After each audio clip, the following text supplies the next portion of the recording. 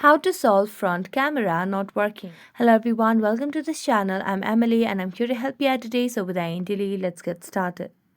So first of all, launch the settings application on your device. As you launch the settings application, simply tap on the about phone section and make sure you have an updated version of your device over here. Here you can see there are no updates available. So let's get back and then scroll down and we're going to go back to the home screen. Make a long press on the camera application and then tap on app info. Now as you tap on app info, simply tap on the clear data option at the bottom right corner of the screen and then clear the cache and tap on OK.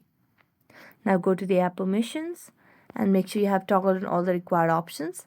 After that, go back and then relaunch the camera application, and if that does not fix the issue, make a long press on the power button and then tap on reboot and restart the device, and this might help you fix the issue. So thank you so much for watching this video and see you next time.